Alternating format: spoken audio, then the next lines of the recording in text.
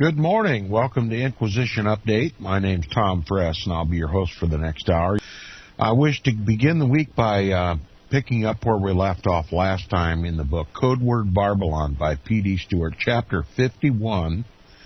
It's entitled The Inquisition in Minute Detail, the First Holocaust.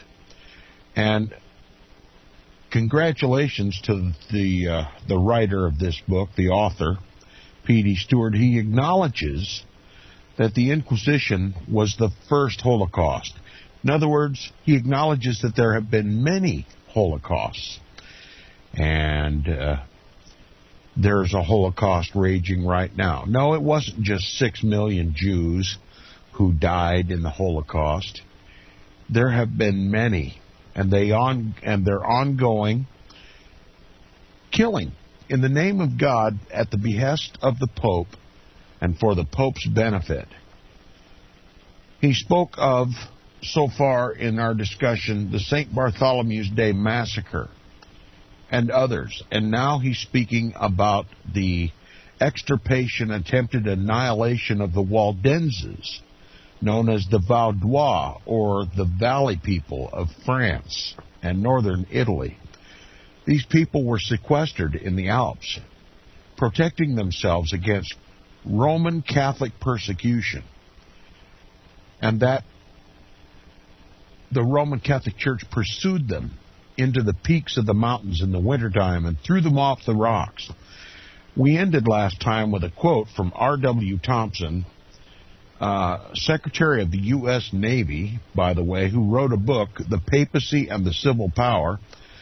And he wrote another book, by the way, Footprints of the Jesuits. We'll get to both of those eventually on Inquisition Update. But here's his quote. And this one is taken from The Papacy and the Civil Power. If you have a copy of that book, it's on 416, page 416. And if you're following along in Codeword Barbelon, we're at the bottom of page 346. Here's the quote from R.W. Thompson, U.S. Navy Secretary, one who was astutely trained to assess all threats to this constitutional republic, both foreign and domestic. And he said in his book, if this country is ever overthrown, it will be by the Catholic Church. That was his assessment, his professional assessment. Here's what he said. The Waldenses were burned and were cast into damp and horrid dungeons. They were smothered in crowds in mountain caverns, mothers and babes and old men and women together. They were sent out into exile in the winter night, unclothed and unfed, to climb the snowy mountains. They were hurled over the rocks. Their houses and lands were taken from them. Their children were stolen to be indoctrinated with the religion which they abhorred. I'll add the words Roman Catholicism. Rapacious individuals were sent among them to strip them of their property, to persecute and exterminate them. Thousands, old men, women, and children were hung, quartered, broken upon the wheel, or burned alive, and their property confiscated. End of quote. That's Roman Catholicism, both then and today.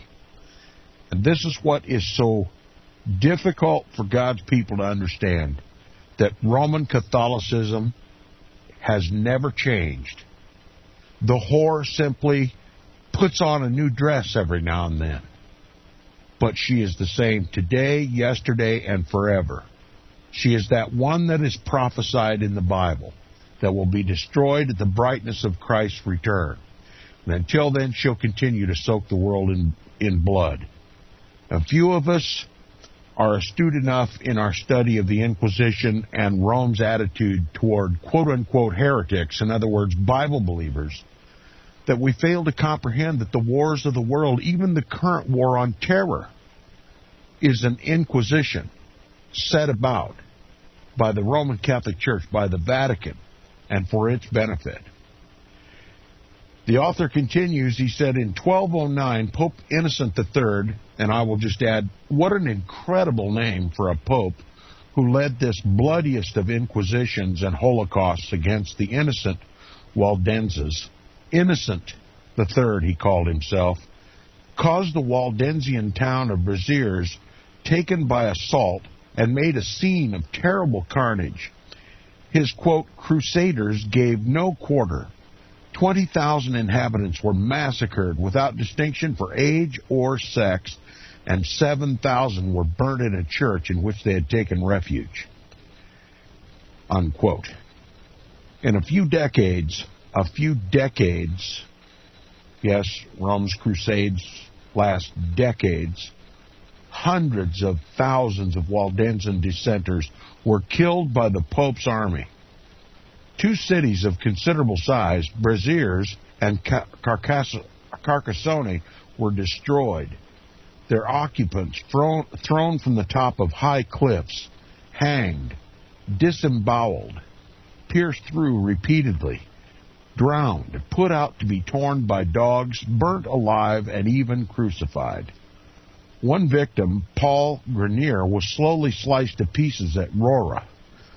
Thomas Marchetti was mutilated in an indescribable manner at Mirabocco, and Susan Joaquin cut in bits at La Tour. Sarah Rostignol was split open from the legs to the bosom, and so left to perish on the road between Iral and Lucerna. Anne Carboneer was impaled and carried thus on a pike, in other words, a stake, like a standard or a flag, from San Giovanni to La Tour. Daniel Rambaud at Passano had his nails torn off, then his fingers chopped off, then his feet and his hands, then his arms and his legs, with each successive refusal on his part to abjure the gospel. And on June of 1556, Bartolome Hector of Poitiers was burned at Turin for having sold copies of the Bible to the shepherds of the Alps, unquote.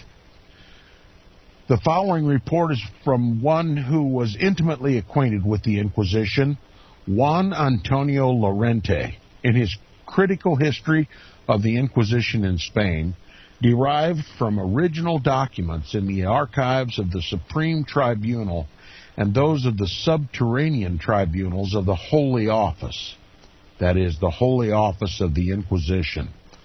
Lorente was ex-secretary of the Inquisition, canon of the Primatical Church at Toledo, and knight of the Order of Charles III. But first I quote from page 207 of the History of the Reign of Ferdinand and Isabella, Volume 1, by William H. Prescott. Listen to what he said. Don Juan Antonio Lorente is the only writer who has succeeded in completely lifting the veil from the dreaded mysteries of the Inquisition.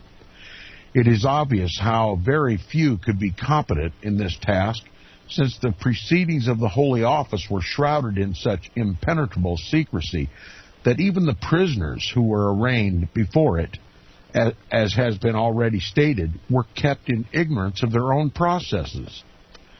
Even such of its functionaries as have at different times pretended to give its transactions to the world have confined themselves to an historical outline, with meager notices of such parts of its internal discipline as might be safely disclosed to the public. In other words, if the truth were known, war would break out. And it says Lorente was secretary to the Tribunal of Madrid from 1790 to 1792.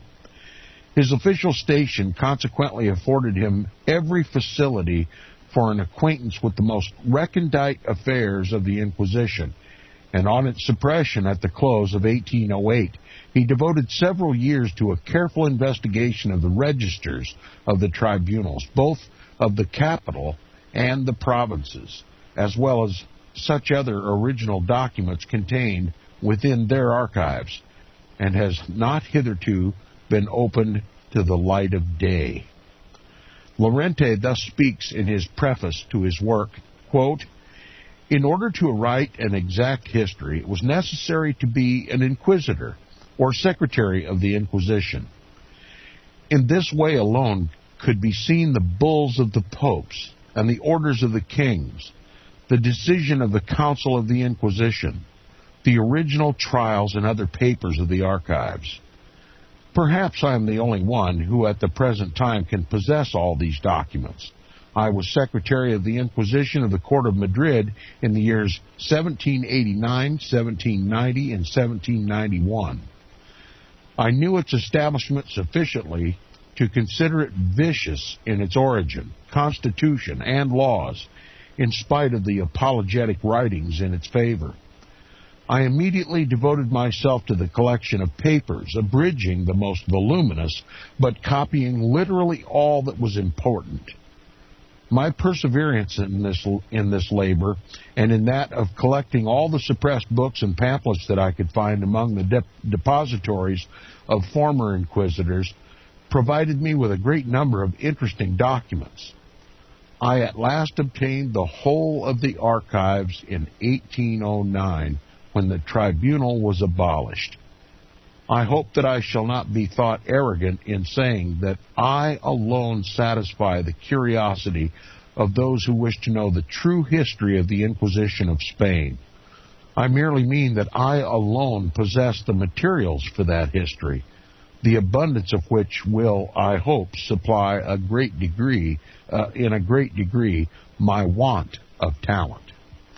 In other words, this man had no agenda, but he did have the records of the Inquisition, and he simply laid down the horrors of the entire history of the Roman Catholic Inquisition. It continues in the early chapters of his work. Llorente gives a sketch of the ancient Inquisition from its origin in 1203 down to the establishment of the modern tribunal by Ferdinand V in 1481. Llorente, with all his opportunities, was able to collect but meager details of the ancient Inquisition, its existence during the Dark Ages being unfavorable to critical inquiry. To begin to understand the scale of atrocity of the Inquisitions, consider the career of Thomas Torquemada, who lived from 1420 to 1498, who was Grand Inquisitor in Spain. During his 18-year term, well over 100,000 heresy cases were tried in Spain alone, of which 97,322 were imprisoned and or lost their property. At least 90,000 were tortured, many to death, and 10,220 were burned.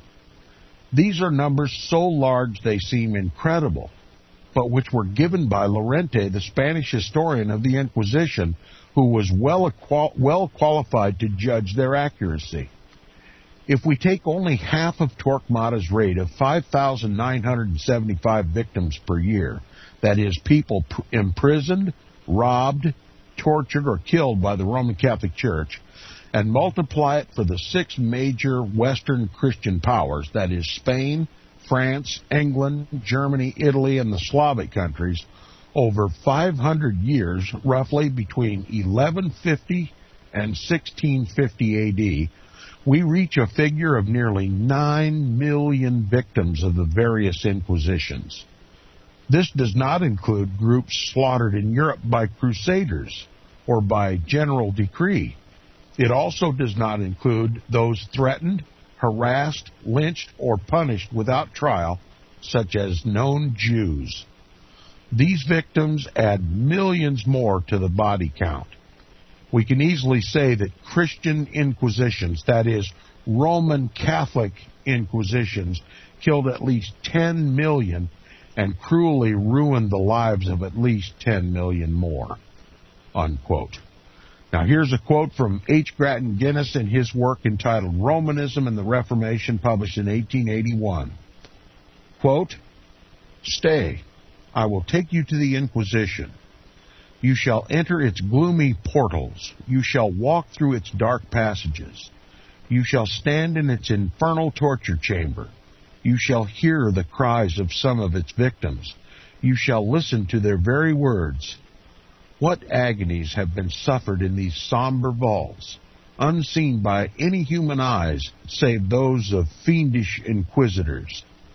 What cries have been uttered in this dismal place which has never reached the open world in which we live? Locked doors shut them in. Stone walls stifled them. No sound escaped, not even that of a faint and distant moan. But now and then a victim found release. One and another have come forth from the torture chamber, pale and trembling, maimed and mutilated, to tell the things they experienced when in the hands of the holy inquisitors. We shall call in some of these as witnesses. This book is Limborch's history of the Inquisition. It tells the story of its origin 700 years ago. It describes its ministers and methods, its vicars, assistants, notaries, judges, and other officials.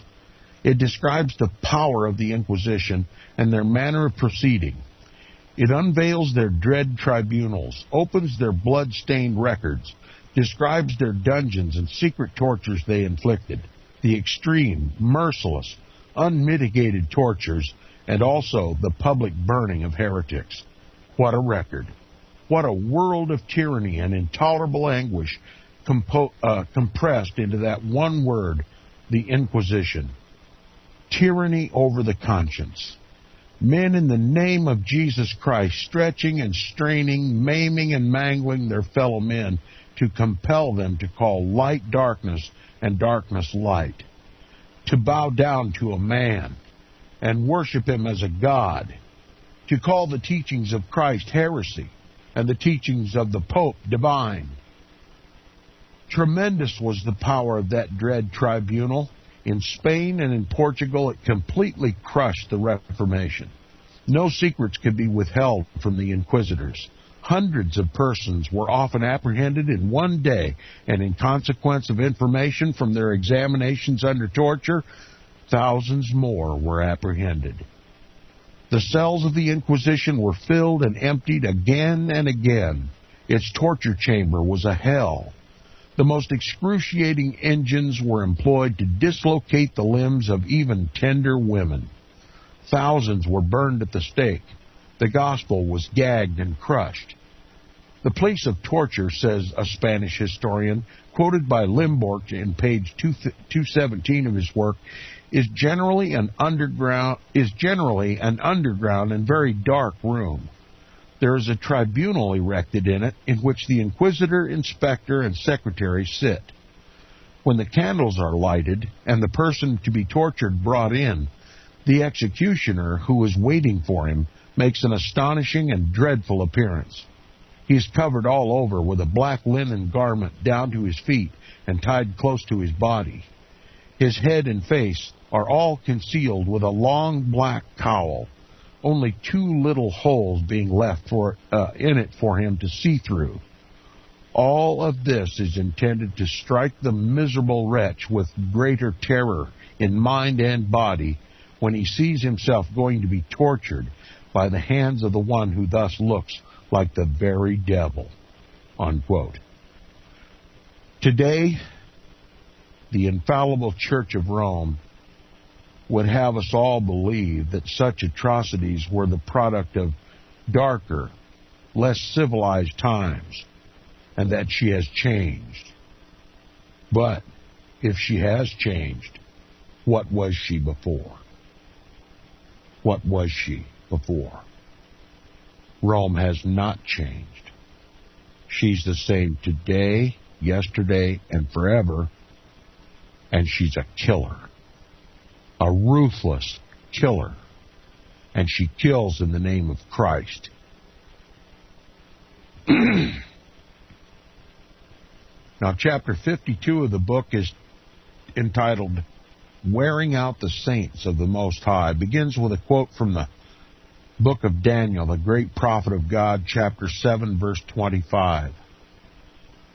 "And he shall speak great words against the Most High, and shall wear out the saints of the Most High." He begins by saying to remind ourselves of what the Roman Catholic Church admits she has done and makes plain she will do it again when it is safe to do so. Let us consider her confessions. That's right. How better to what better source can we get for Rome's attitude toward Protestants than from her own lips? The author said the Catholic Western Watchman, the Roman Catholic periodical, quote, "The church has persecuted. Protestants were persecuted in France and in Spain with the full approval of the church authorities. We have always defended the persecution of the Huguenots and the Spanish Inquisition. When she thinks it's good to use force, she will use it. Will the Catholic Church give bond or assurance that she will not persecute at all? Will she guarantee absolute freedom and equality of all churches and all faiths? The Catholic Church gives no bond, that is, no assurance, for her good behavior." That's right, the Roman Catholic Church publicly lauds her inquisitions and crusades as good behavior. That is, that when she kills those that she deems to be heretics, even though they be God's chosen people, she calls it good behavior, that she killed them and did God's service. Prophecy fulfilled. Professor Baudrillard, rector of the Catholic Institute of Paris, a Roman Catholic scholar in France who later became a cardinal. Yes, we're going to quote from a Roman Catholic cardinal here. Quote, "When confronted by heresy," you may read that word as Protestantism, "she does not content herself with persuasion. Arguments of an intellectual or moral order appear to her insufficient, and she has recourse to force, to corporal punishment, to torture. She creates tribunals like those of the Inquisition. She calls the laws of the state to her aid. If necessary, she encourages a crusade or a religious war. Not content to reform morally, to preach by example, to convert people by eloquent and holy missionaries, she lit in Italy, in the Low Countries, and above all in Spain, the funeral pyres, the Inquisition," unquote. Reader, on the open admission of this Catholic professor, a Roman Catholic cardinal no less, the Church of Rome has instigated many a plot, even religious wars. And while we're on the subject of religious wars, think of Northern Ireland, Serbia, Bosnia, Croatia, and I will add Kosovo, and the current war on terror, and has been the active agents of numerous massacres. She has made religion a pretext for the most savage barbarities, as history affirmingly testifies. These are heavy imputations, but they are not unjust, nor are they untrue. The Roman Catholic Church admits, quote, "The Catholic Church has persecuted. Only a pyre in church history would deny that," unquote. Again, from the Roman Catholic periodical called the Western Watchman, published December 23rd, Christmas Eve, on 1908. What a spirit of Christmas, right? One of the Roman Catholic Church's favorite cultic holidays. December 23rd in the Western Watchman, boasting about the bloody nature, the prophetic, bloodletting nature of the Roman Catholic Church.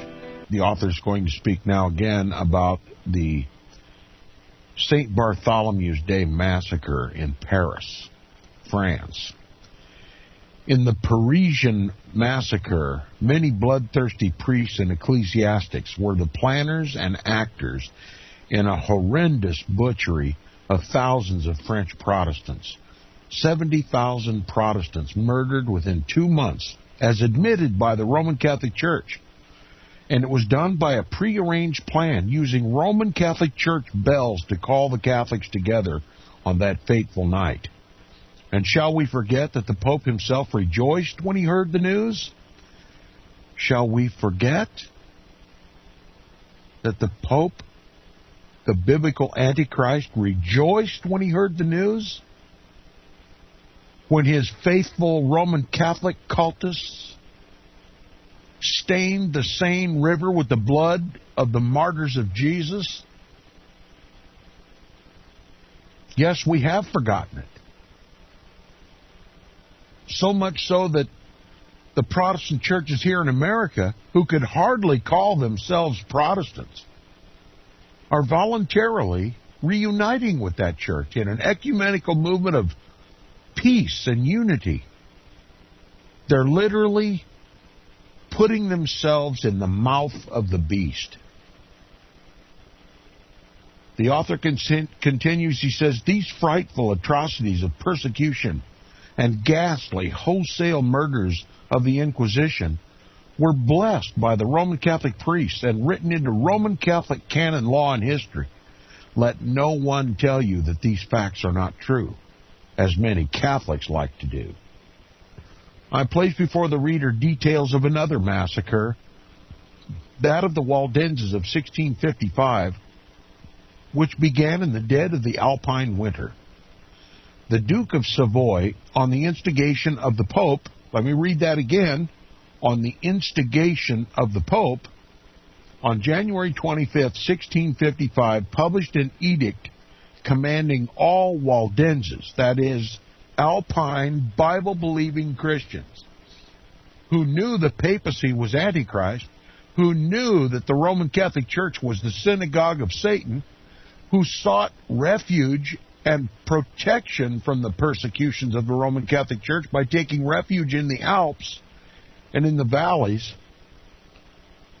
This Pope published an edict commanding all Waldenses to become Catholics. When they refused, the Duke sent in 15,000 troops on April 17th, and the atrocities began. It was this horrible massacre of the innocents, as it was called, man, woman, and child, that inspired England's great poet Milton to write on the late massacre in Piedmont one of the most powerful sonnets ever written as a prayer for these victims of the Inquisition. Avenge, O Lord, thy slaughtered saints, whose bones lie scattered on the Alpine mountains cold, even them who kept thy truth so pure of old, when all our fathers worshipped stocks and stones. Forget not in thy book record their groans. We were thy sheep, and in the ancient fold.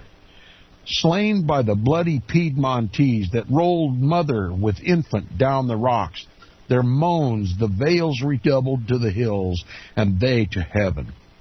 Their martyred blood and ashes sow o'er all the Italian fields, where still doth sway the triple tyrant, that from these may grow an hundredfold who have learnt thy way. Early may fly the Babylonian woe. It was only because of the energetic actions of Protestant England that the massacre ended and the edict withdrawn, August 1655, after Sir Samuel Morland interposed.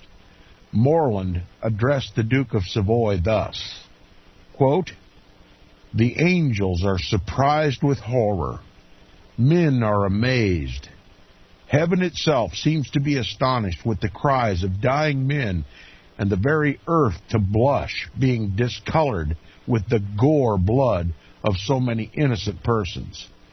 Do not thou, O thou most high God, do not thou take that revenge which is due to so great wickedness and horrible villainies. Let thy blood, O Christ, wash away this blood." Unquote. Tender reader, my heart pains me to repeat these horrible butcheries.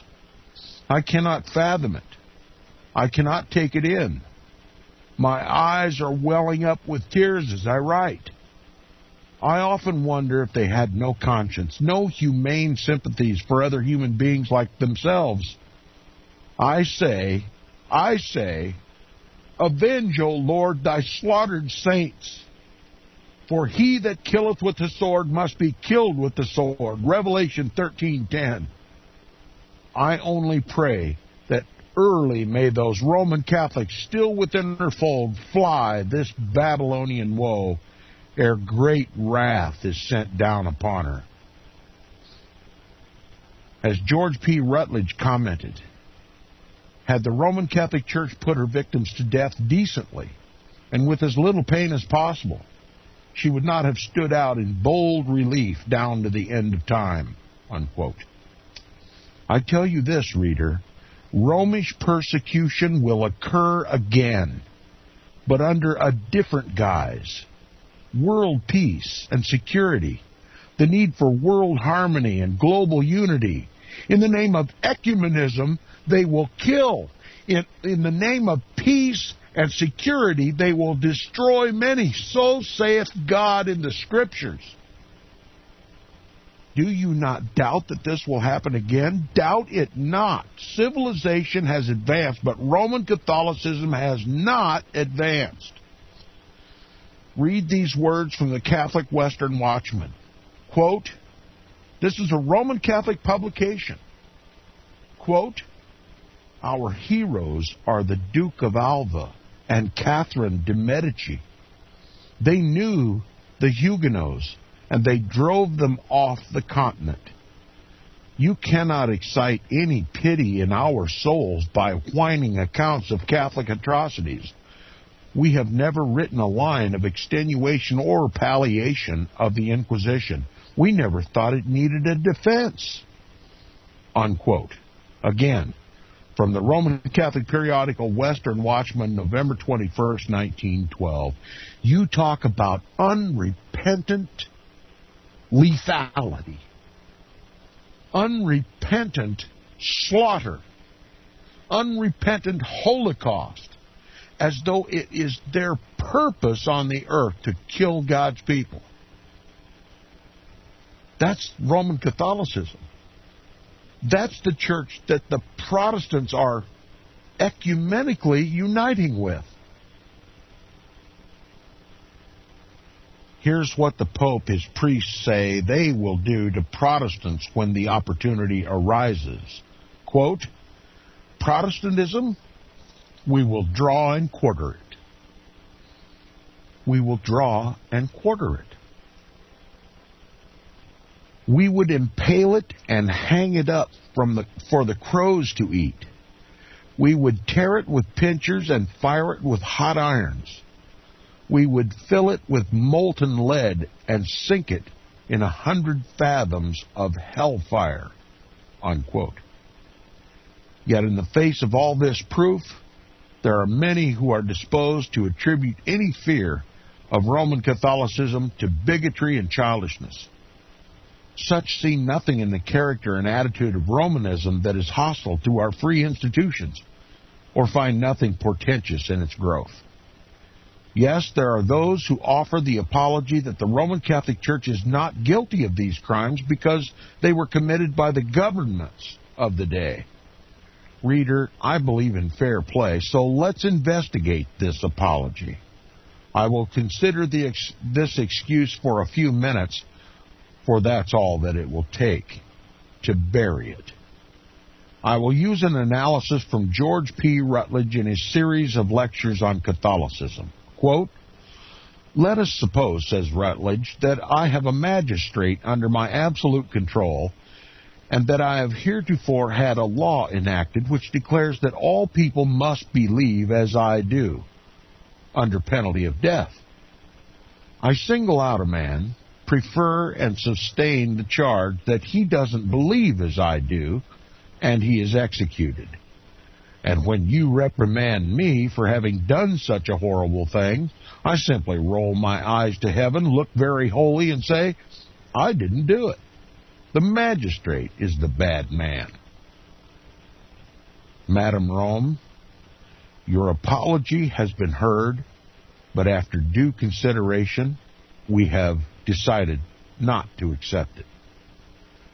Reader, as Rutledge said to his audience, if there's anyone so limited in gray matter that he cannot see the point, and he'll permit the favor, I'll go to the butcher's tomorrow, buy some calf brains, and shovel them into his head with a spoon. The simple fact is that the Roman Catholic Church, in 1,260 years of her dominion, affected her persecutions through the government officials that she controlled. And let me tell you, the Roman Catholic Church is in no less control of the governments of the world in our day than she was then. When open religious persecution begins in this country, as it did in Waco, it will be by our own government. And the government will take the blame to protect the church that put her on the crusade in the first place. Rome has not changed. The Roman Catholic Church has said concerning the Parisian massacre, the St. Bartholomew's Day massacre, in an official Roman Catholic Church journal, quote, Catholics say only 30,000 were slain. Protestants put the number at 70,000. We prefer the latter figure. We have heard ring out many times the very bells that called the Roman Catholics together on that fateful night. They always sounded sweetly in our ears. Again, from the Western Watchman, November 21st, 1912. 1912. That was a long, long time ago, right? 1912? Says Bishop O'Connor, quote, religious liberty is merely endured until the opposite can be carried into effect without peril to the Roman Catholic world, unquote. That not from an anti-Roman Catholic bigot, as I'm so often accused. No, this was from a Roman Catholic bishop. I will now close this chapter of inquiry, but before doing so, I wish to briefly address another fact. That is, the actual number of persons murdered by the Roman Catholic Church. Fox's Book of Martyrs reports that the Roman Catholic Church killed over 500 million Christians during its 1,260-year reign of terror. Do you doubt this figure is correct? The following is proof that it is not an impossibility nor even a far stretch to believe it to be so. According to the Roman Catholic publication, the Western Watchman, on August 24, 1527, Roman Catholics in France, by prearranged plan under Jesuit influence, murdered 70,000 Protestants within the space of 2 months. The Pope rejoiced when he heard the news of the successful outcome. That is, 70,000 perished in just 2 months. Neither age nor sex was respected. The babe and the gray hairs were cut down alike. Quote, when the news of the massacre reached Rome, the exultant among the clergy knew no bounds. Cardinal Lorraine rewarded the messenger with 1,000 crowns. Bonfires turned night into day. Unquote. That from Henry White in the Massacre of St. Bartholomew, chapter 14, paragraph 34. And the Roman Catholic Church carried out its bloody persecutions for 1,260 years, from 358 A.D. to 1798. When we hear this fact in mind, perhaps 50 million is too conservative a figure after all. Will Rome kill? You better believe she's going to kill. We only have to look at history to know this to be true. And that's why this program is called Inquisition Update. I highly recommend that you become a regular listener, that you call your family and friends. No, this isn't fear-mongering. This is a rational assessment of history and Scripture. Those who fail to study history are doomed to repeat it. Those who fail to study the Scriptures are without a clue. Now, more words from P.D. Stewart. Their cruel bloody scenes they'll act once more, and streets again shall stream with martyrs' gore. Wherever Romish superstitions reign, reason shall speak and nature plead in vain.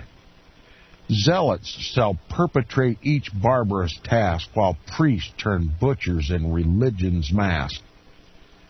The reeking dagger and consuming fire, the groaning gibbet and the scourging wire, the dreadful rack to terrify the frail, the torturing pincers nature to assail.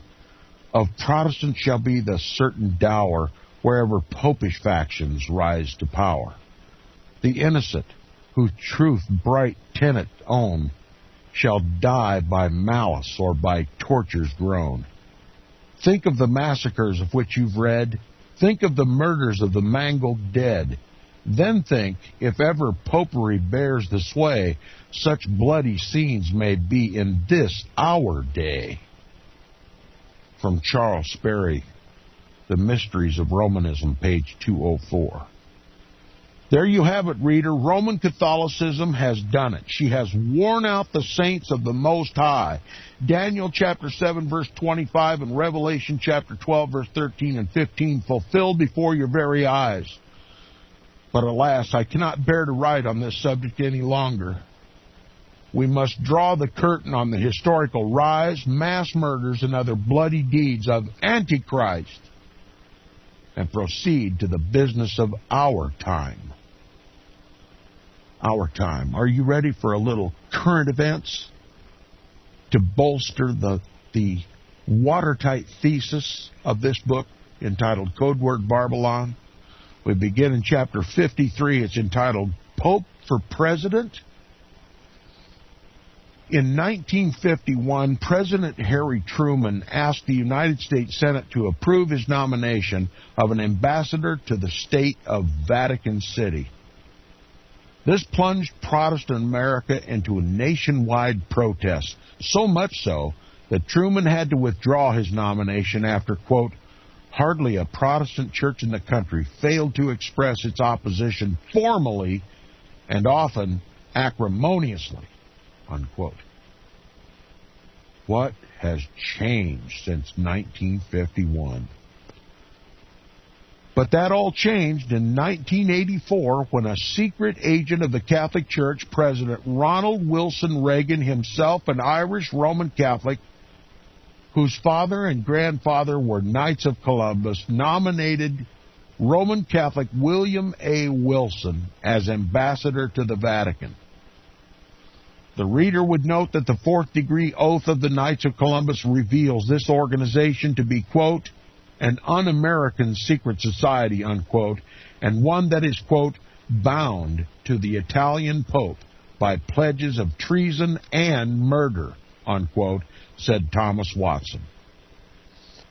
Amazingly, Mr. Wilson's nomination was overwhelmingly approved by the Senate vote 81-13.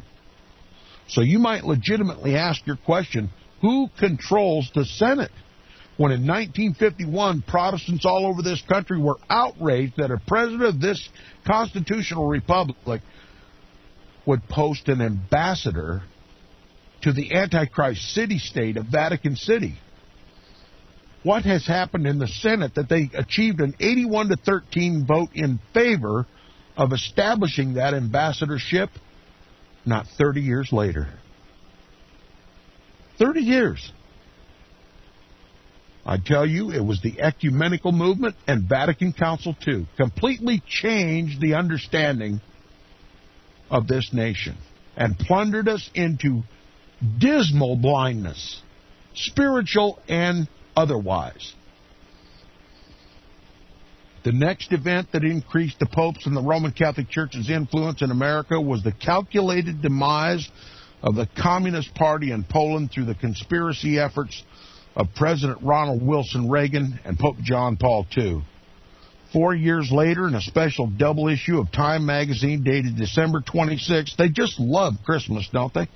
December 26, 1994, Pope John Paul II was featured on the cover as, quote, the man of the year, unquote. That's right, an American publication promoted the Antichrist, the biblical Antichrist, the Pope of Rome, the man of sin, the son of perdition, as the man of the year. You talk about blindness, you cannot even calculate the blindness that went into that. You didn't hear any outrage in this country. You still don't hear any outrage that Time magazine awarded Antichrist Pope John Paul II the honor of Man of the Year. On October 9th, 1995, U.S. News featured John Paul II on its cover with the caption, listen to this, blasphemy of blasphemies.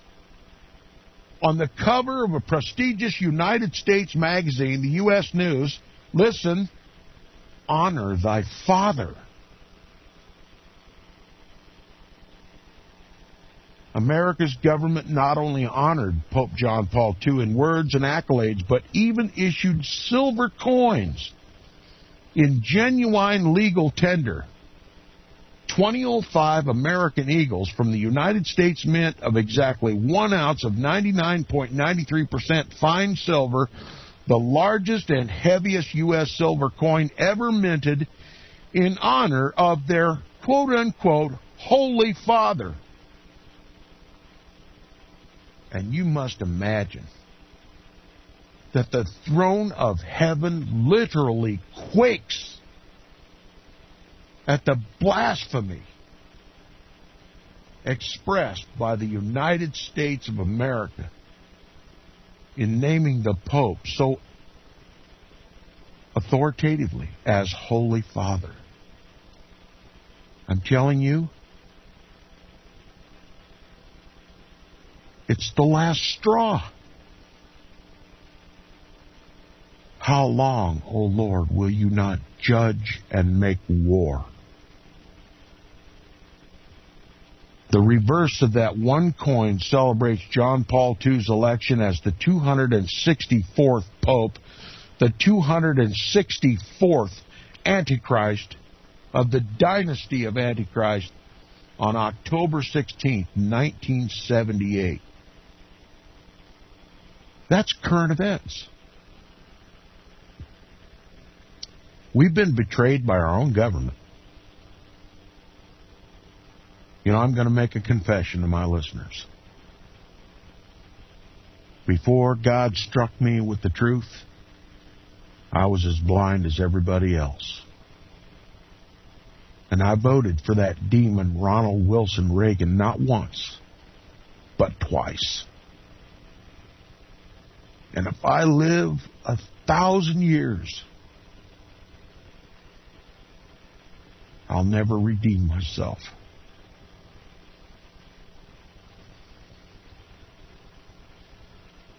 Here in the book are photographs of these silver coins championing Antichrist. American coins.